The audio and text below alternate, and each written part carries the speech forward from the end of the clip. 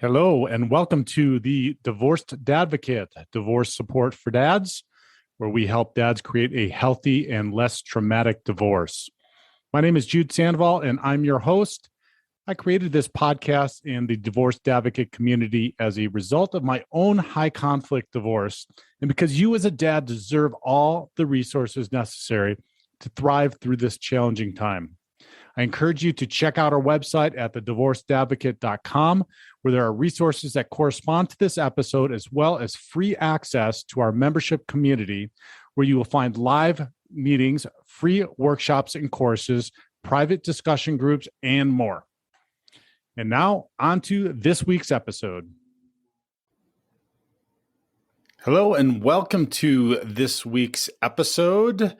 I am so pleased that you are here, and we are going to start this week with a little bit of working through and talking about how to handle the holidays while going through divorce. We've already started this offline with a couple of what I'm calling emergency workshops. We talked the first week about handling your emotions during the holidays, and then just last night, we did a workshop around the 5 tips for parents on managing holiday stress. And if you weren't able to tune in to those, we did live stream those as well on LinkedIn and Facebook. If you didn't see those, you can visit those on LinkedIn and Facebook. And if you haven't connected with me on LinkedIn and Facebook, please do.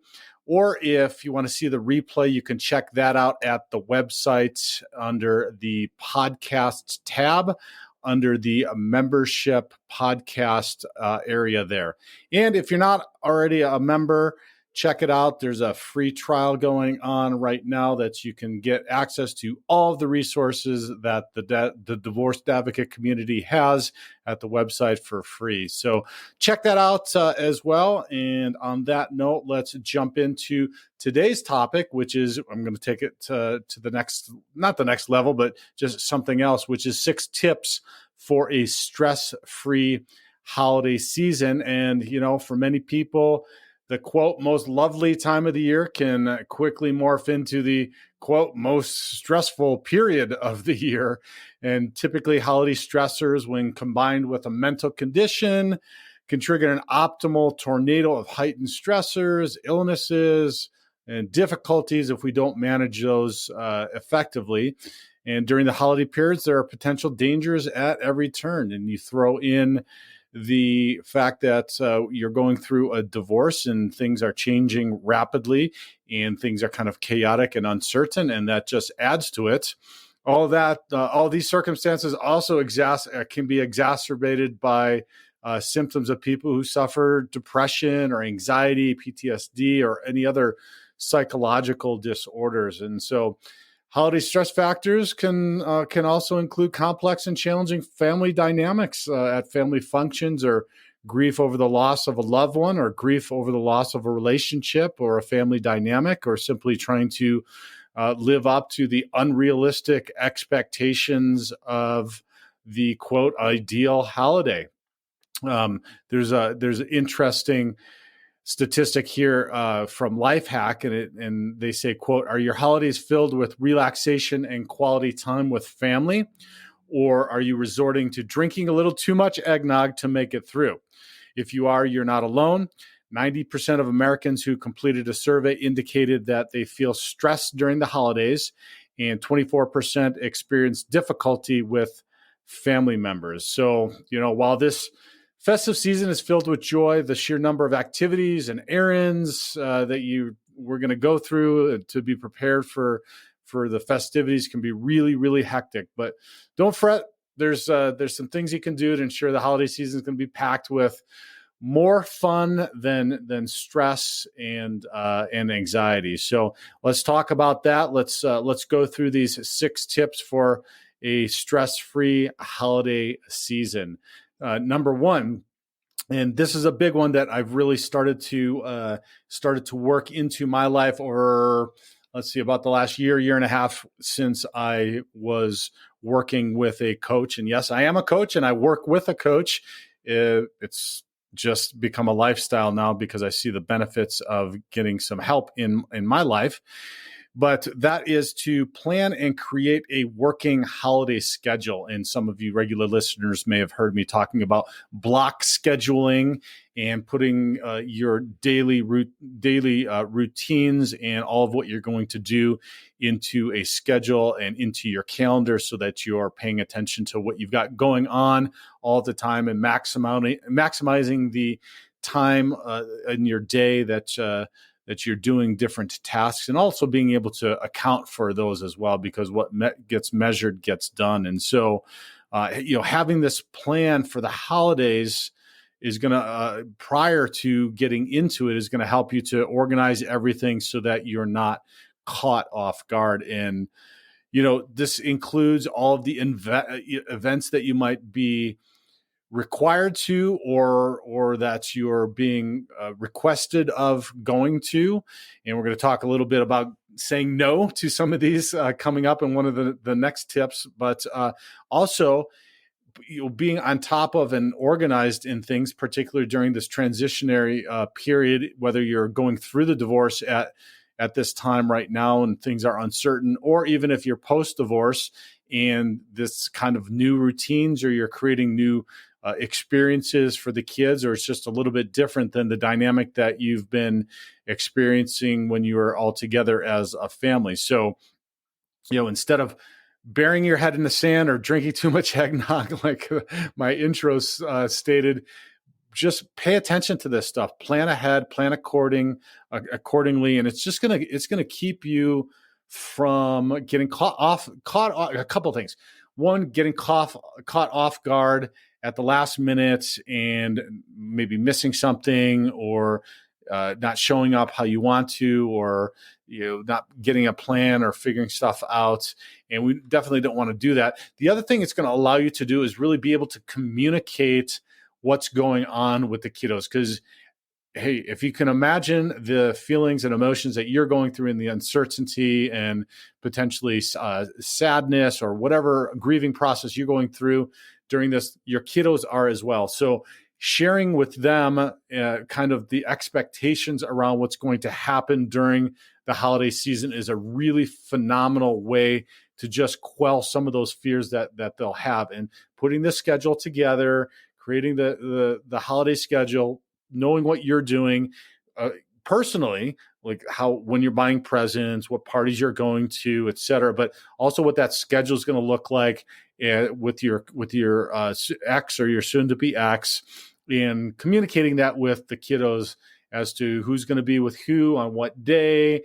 If you have a break and you've got an agreement with how many days you're going to be going, that each one of you are going to have them communicate that with the kids too. If you're going to be going on vacation as well, that's good to communicate so that they know and understand what's going to be happening, and also have something to look forward to as well. So the first tip to a stress-free holiday season is plan and create a working holiday schedule. And that's also not to say that can't be fluid and that can't be changing, that you can add things in, you can delete things and update things, or just go with the flow with things when they don't work out well. I just got an accident on a week from Saturday, and we got rear-ended, and we kind of we were on our way to some holiday celebrating and like a Christmas celebration. So we had to go with the flow with that. So life brings up some of these circumstances, and just trying to control how we react and how we show up when they appear is the only thing that we can control during this chaotic and uncertain period of time during divorce. So, number 2, learn how to say no in a polite manner. So again, this is incredibly important. You're going to be potentially inundated with solicitations from friends and relatives and others during the holiday season. And you may have some things that you feel like you're required to do, and you're required to show up for, you're required to be involved with. And so take this opportunity, if you are like me, or like I was, and less so now, saying no was really, really hard for me. Saying no to to requests to help, saying no to going to parties, saying no to help with parties, saying no to whatever it might be, was just difficult and uncomfortable. So I wanted to my codependent nature wanted to be able to do everything that I could possibly do for everybody in order to get the love that I was needing. And it was all dependent upon my ability to perform. And during the holidays, that was exacerbated because it just seems to be more going on. And you add in everything I just described with the changing environment and all the different circumstances, and that becomes kind of difficult to say no. So make sure that you're taking, and we're going to talk about this coming up too, is taking care of yourself by saying no to the things that you just are not needing to or willing to be involved with at this time. And that doesn't mean that you can't revisit those, to do it or do it again next year, but you can do it simply in a nice manner, in a polite manner, which is, I just don't have the capacity to do that this year, or I'm very sorry, but I can't do that this year. I appreciate it. However you want to do it, however you feel comfortable in doing it, but make sure just to reflect, take the time yourself to reflect on whether this is going to serve you, whether you need to say no, and that's going to better serve you by doing that. Yes, there might be people that are upset about it. Yes, your kids might get upset if things are changing or you're doing something different and you're saying no to some things that you otherwise would have been saying yes to or that they're used to. But just rest assured that there will be a positive outcome to it, and the setting of boundaries by saying no is one of those things that can lead to that positive outcome. So make sure to learn how to say no in a polite manner. That's number 2. Stay with us. We'll be right back. Hey, this is Jude with a quick reminder about the Divorced Advocate Foundation for Fathers, which is our nonprofit that helps dads through divorce with legal education, free or reduced cost coaching, and mental health resources. If you own a business or know someone who does, there's an easy way to help by connecting credit card processing through our partner program. Part of the fees go straight to the foundation with no added cost to the business, and 98% of businesses are actually able to save money on their processing fees. It's a win-win. So if you know a business that accepts credit cards, get them in touch with me by sending a warm introduction email to jude@thedivorcedadvocate.com or give me a call directly at 720-255-1021.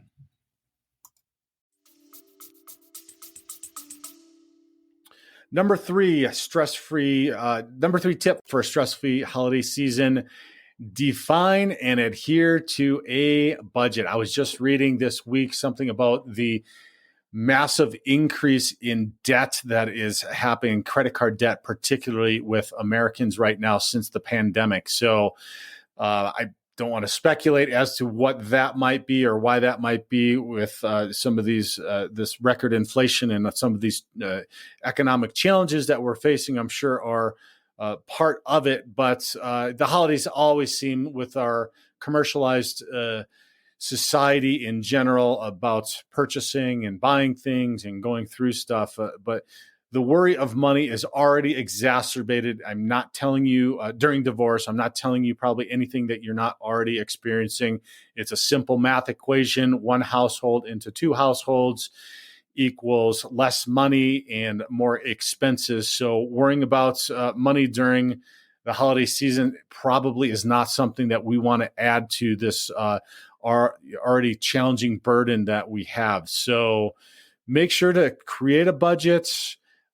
Make sure that it's realistic for yourself and that you're not doing things that are outside of what is comfortable for you. Again, going back to number 2, learning to say no to things is okay. And also being creative is really a good thing. I know there were some very, very lean Christmases in our house over the past decade post-divorce and during the divorce particularly.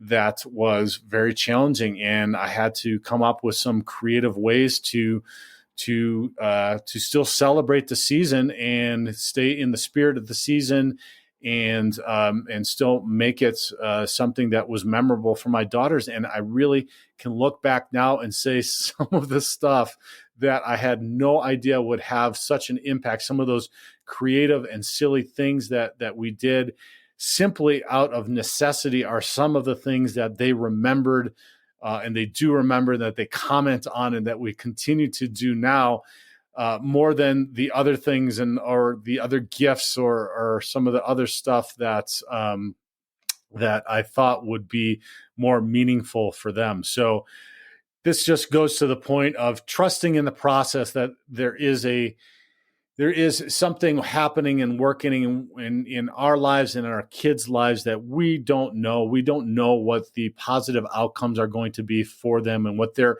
experiences are going to be for them, and what they're needing to learn from these experiences going through this. So I have the benefit of hindsight, almost a decade, forward in this, and being able to look and see and say that.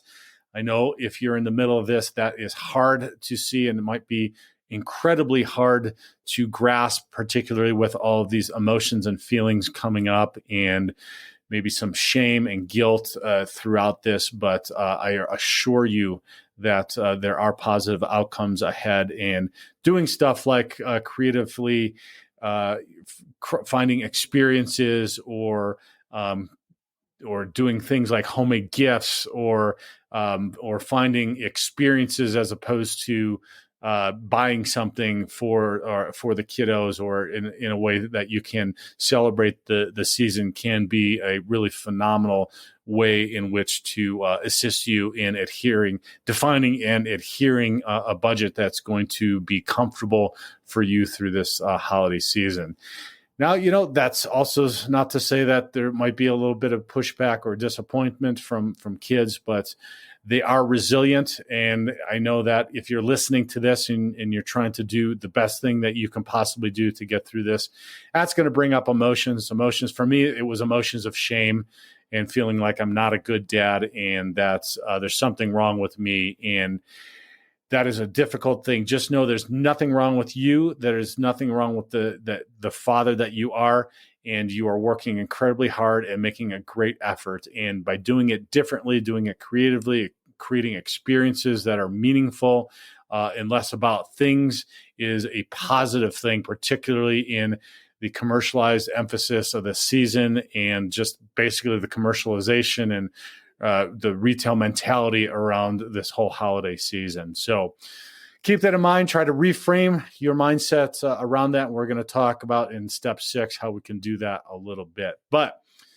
before we get to that step 6, let's talk about step number 4, which is solicit assistance and delegate responsibilities, right? Everything that is going on through this season, because, hey, we still got to work. We still got to make a living. We still got to reply to the attorneys. We might need to do financial disclosures. Just a guy was on the workshop last night that gets to go to mediation just a couple of days right before Christmas. I remember, I think I had a hearing just before, was it just before Christmas or in between Christmas and New Year's, years back, 4 or 5 years back, that just really weighed on my mind. So you add into that to work parties, and then maybe you have the kids that are going to be off of school now, and then you've got your parenting time and how you're going to manage that while you're still working, and daycare for the kids while they're at home. And guys, I know it's a lot. So make sure that you are not shy about soliciting assistance and delegating responsibility. So let's talk about soliciting assistance, and that can be with family members, that can be with friends, that can be finding a community of people that can support you. That can be a church community. It can be the divorced advocate community here as well. We had lots of guys over to the house here in Denver, Colorado during Thanksgiving last week. We've got our holiday party coming up tomorrow night, which is, by the time you listen to this, will have been Saturday night previous to this being launched. But we've got 50 plus people coming to that as well. And if you don't have a community, perhaps think about starting a community of divorced or divorcing dads in and around where you're at there.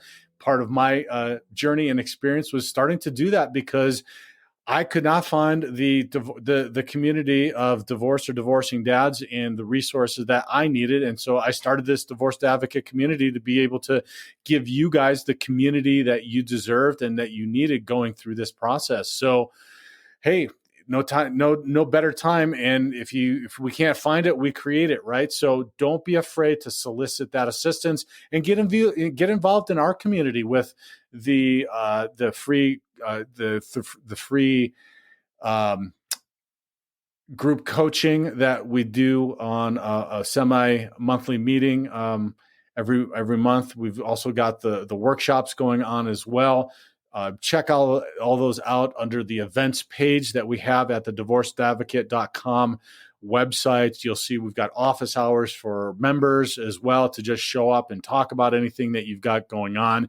We've got some experts that are getting involved and helping the guys to talk about and get through and work on some of the stuff that they're working on through this, whether that's co-parenting or managing the stress or budgeting or whatever we might be talking about. So get involved with our community if you don't have one as well. And then the delegating responsibilities one, this is the one that I also had to learn the very hard way. Like if you listen to me enough, basically I learned everything the hard way, right? It's basically pounding my head against the wall and God saying over and over again, yeah, well, you haven't figured this one out quite yet. So here's another to figure out and deal with until it's sunk into your head, Jude. But delegating the responsibilities, and I'm going to talk about that in the context of with our kiddos. And I initially started really being super dad at the beginning, at the onset of post-divorce life, and trying to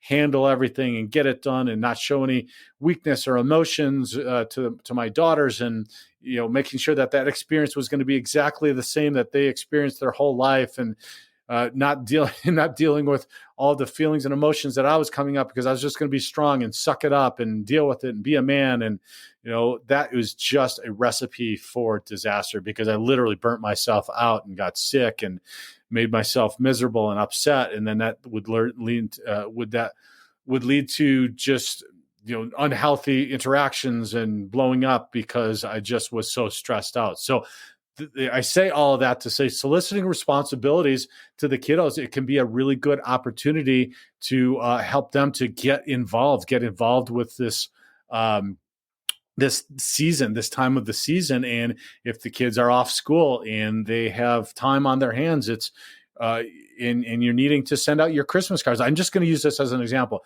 You still want to send out Christmas cards, but you don't want to have to go out and buy them or do the photos and pay for that. It could be an opportunity to do something creative like creating homemade gifts or homemade cards with them. And you can sit down and do that and delegate those responsibilities for them to create some Christmas cards that you'll send out to everybody. And I don't know about you, but the ones that come that are the most unique that I found that I love are the Christmas cards that are either homemade, handmade, or handwritten, or are letters of what's happened with everybody in their family in that particular year, which is more memorable and more meaningful, at least to me. But anyway, that is just an example of a way in which you can delegate responsibility to the kiddos and helping them to celebrate this season. And it also empowers them to control their own feelings and their own abilities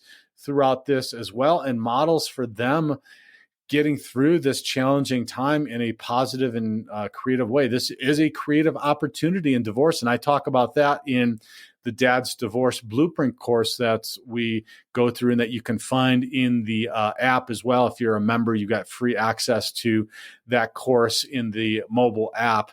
But we talk about this as a creative opportunity to figure out your life 2.0. And we spend a whole section in that Dad's Divorce Blueprint in talking about that and how to do that. So check that out, but also start doing it. Start trying to figure out a way to delegate that responsibility with the kiddos.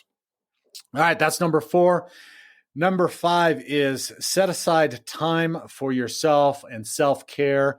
Yes, I am a broken record about that. You heard it on the workshop. If you were on last night, you heard it in the workshop last week. You hear it on most every podcast where we're talking about tips, is taking care of yourself. That's a thing no matter what during this divorce. You cannot help anybody else. You can't help your kiddos if you're not taking care of yourself. It's the old adage of putting on your own oxygen mask before putting somebody else's on. And so set aside that time. Again, this goes back to step 1, which is planning and creating a working holiday schedule that, yes, does include taking or scheduling in your self-care, the workouts, the therapy, the coaching, or the 12-step, or the church community, whatever that might be, your spiritual development, your mental, emotional time, all 4 pillars or all 4 legs of that stool: mental, emotional, physical, spiritual. Make sure that you do create that time during the holiday period. Right now, I was just lamenting the fact that I just feel really off with my schedule because of the Thanksgiving holiday, and I had 2 kiddos out of town, and I have 1 kiddo here, and then we were in the mountains, and my schedule is just all out of whack, and I'm just trying to get that on this week, and it's just all out of whack. And like I mentioned with the car accident, now we're down 1 car and driving kids around, and so, man, I know what it is like. It is life, and it is hectic, and you add the divorce in, and there's lots going on, but make sure. And so I'm having to schedule my time. I've committed myself to my workout schedule, at least, so it's gone down at least to 3 days a week. So I'm making sure that I'm exercising 3 days a week, and that was 5 days a week, but I just can't get to it now, at least for the time being, at least in these few weeks. So I've just reconciled myself to the fact that it's going to be 3 days a week. And so let's see, I'm recording this on a Friday. I've already got 2 of those 3 weeks, or 3 days. So I will hit that other one. I've got it scheduled in my 3rd day tomorrow morning in order to get that 3rd workout. But again, be malleable in that, and also be creative in that. So that workout for me has been a little bit different. I'm usually doing some lifting and some heavy hit training and whatnot, but I've got an injury that's going on, and so I'm having to be creative and also malleable and flexible on what I'm doing. So I'm going to be doing some more cardio, be doing some swimming in that as well. So again, but just the point being is that you are taking care of that. You are taking care of all those four legs to that stool: the mental, emotional, physical, and spiritual. So make sure to set aside that time. Part of that might be saying no to one thing, like we said in step 2, saying no to one of those holiday parties that you really didn't want to show up to, that you can then go and you can do your workout, or you can schedule your therapy session or your coaching session, or go to the church group, or a 12-step, or just to get together with another friend or somebody else or family members, or just spend it with the kiddos doing something fun and creative as well. So, but just make sure that you do set aside that time for yourself. So that's number 5 on the 5th tip for stress-free holiday season. And the final one, and I alluded this to a little bit earlier about reframing your mindset, and how we can do that is practicing gratitude. Gratitude is the most unbelievable and amazing feeling that you can practice and create in your life that is going to move you in a positive direction. Becoming engrossed in these various stressful problems, like I was talking about with the upset of my schedule, and no car, and kids out of town, and just feeling like everything is chaotic. And I don't even have a divorce going on, guys. So I empathize, and I appreciate all that you've got going on as well. It's just life. You had divorce in there as well. So how do we do that, and how do we stay in gratitude? Because what happens is we can start to ruminate on our past, and that's going to help us or that's not going to help us. That's going to start us down that path of feeling sad or depressed about stuff. If we start looking back, we start ruminating on stuff that's going on, or if we start thinking in the future and we start worrying about what's going to happen or how things are going to happen or what is the future going to look like or what are future Christmases or holidays or whatever, like whatever it might be, getting out of that mindset, because that then starts anxiety and starts worry. So we don't want to be, we want to try to avoid the stress, or we want to try to avoid the depression and sadness by looking back. We want to start to try to avoid that worry and that anxiety by looking forward and stay really present in what's going on right now, what's going on in your life. And practicing gratitude can do that, because you literally cannot be in two emotions simultaneously. So you can't be in that sadness or depression by looking and thinking back, or you can't be in that worry, anxiety by looking forward if you can stay present and in gratitude. And so how do you do that? One way that I do that, and I work with clients in doing that, is creating a gratitude list. So a couple of ways. One is if you've listened and you've heard the podcast episode, or me going on and on also about journaling every morning. In one of my journal prompts is the things that I am grateful for as I wake up that day. So every day I write a gratitude list. Also, before bedtime and during our prayers with my daughters, we talk about what each one of us is grateful for in that day. That's another one. One you can do on the fly.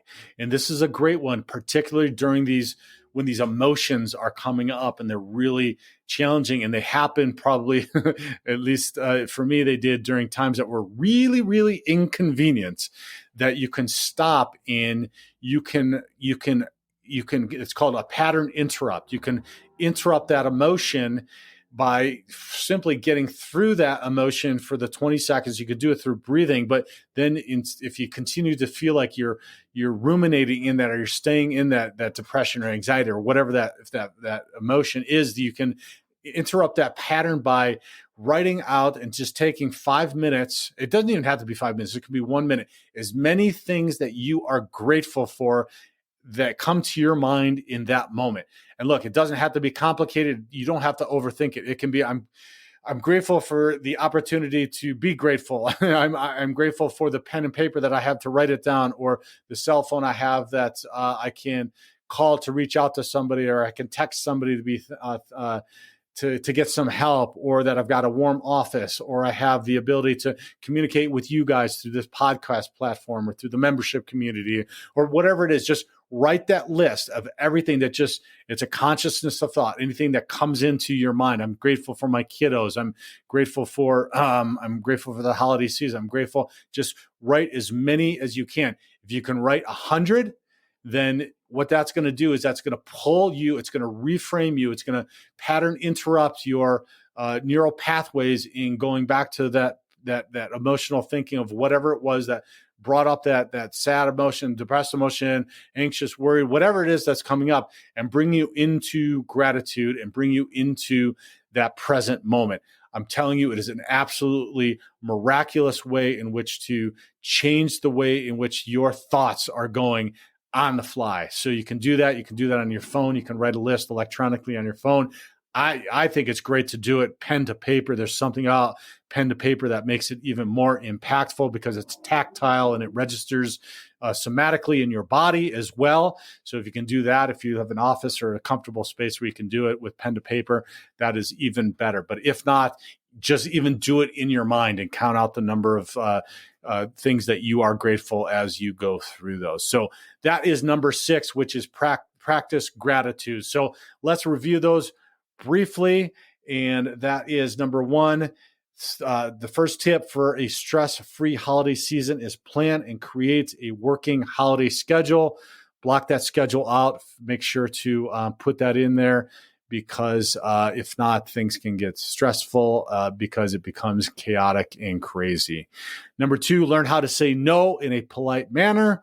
It's okay to say no, because that is a form of self-care and setting boundaries, and important for you to do. Number 3, define and adhere to a budget. If you're going through the divorce, it may already be a stressful financial situation, and the thoughts about that make it difficult. Add on top of that all of the what seemingly feels like the expectations around the holidays and spending money and gifts and everything else. So define and adhere to a specific budget during this holidays. Number 4 is solicit assistance and delegate responsibilities. Solicit that assistance and get help from anybody you possibly can, and delegate those responsibilities. You can definitely do that with the kiddos and help them to feel empowered during this season as well. Number 5 is set aside time for yourself. Stay on that self-care, that mental, emotional, physical, and spiritual legs of the stool, and do it even if it is, like I mentioned, a reduced schedule, a reduced amount of time that you spend with that, or whatever it might be, but just make sure that you are definitely getting that in. And finally, number 6 is practice gratitude. And it is the time of season for being grateful for all that we do have, even during this difficult and challenging time during divorce. You can utilize this as an opportunity. I know if you're listening to this, you are of the mindset of being able to do that and model that as an experience for your children, who will look to you and going through something that is one of the top things and most challenging things that we go through in our lives, and doing that in a manner that is effective and is a positive in modeling for your kiddos. So thanks for tuning in this week. I sincerely appreciate it. Please, again, check out the websites to get involved with all of the resource at thedivorcedadvocate.com. Check out the podcast, the blog, the blogs as well that we've got going on multiple times a week. In the events calendar, see what's on there. There's some free resources as well. And then consider becoming a member to jump into some more of those deeper things with some of the workshops and classes, as well as the access to more than 50 of those courses on the mobile app as well. Thank you so much. Have a great week, and God bless.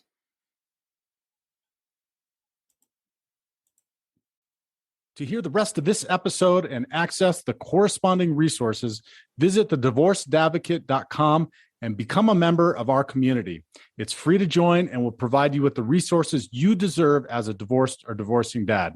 Thank you for listening. God bless, and I'll talk with you next week.